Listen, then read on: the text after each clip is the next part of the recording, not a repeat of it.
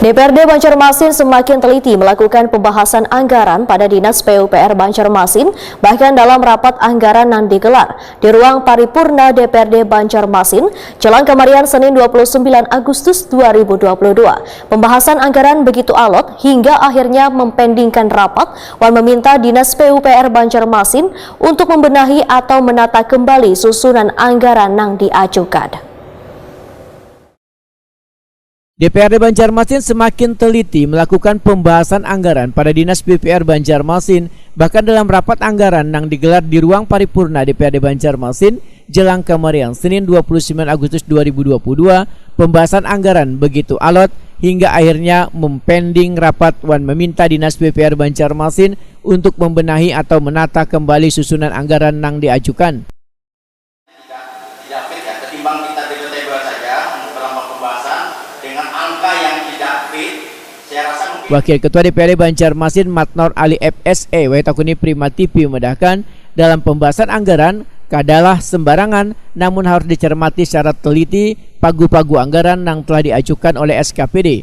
Politisi Partai Golkar ini menegaskan dalam pagu Dinas PUPR Banjarmasin terlihat terkesan bahwa pagu KUPA tahun 2022 terjadi pergeseran, namun jumlah anggaran kegiatan yang digeser jumlahnya kada sama. Namun bila itu terjadi pun, maka selama 6 bulan sejak APBD disahkan, dinilai Dinas PUPR kada ada kegiatan, sehingga sangatlah wajar bila Badan Anggaran meminta agar Dinas PUPR Banjarmasin membenahi atau menata kembali susunan anggaran yang diajukan. Disempurnakan saja dulu, karena kalau kita melihat data itu artinya menyesatkan. Terjadi multitafsir, sementara dari dinas sendiri tidak bisa menjawab. Makanya saya skor untuk disempurnakan dulu. Data itu yang menjadi update data yang harus dibawa dalam masa anggaran. Tidak bisa data dalam anggaran itu data main-main. Seperti itu ya. Ternyata makanya saya skor itu harus saya suruh dia untuk menyempurnakan dulu supaya jangan salah.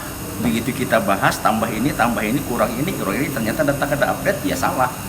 Apa aja tadi Pak, mungkin Pak beberapa di antara kalau saya lihat hampir semua kegiatan itu adalah penggeseran. Apa aja Pak, mungkin Pak beberapa di antara? Di antaranya perbaikan jembatan. Berapa nilainya Pak?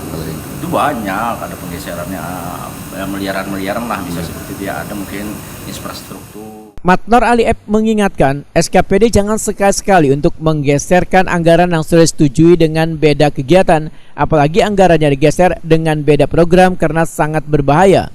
Matnor Ali F menyatakan selawas RPJMD kada ada perubahan, maka program yang sudah disetujui oleh Badan Anggaran wan tim TAPD Pemko Banjarmasin maka kada bisa dirubah oleh SKPD.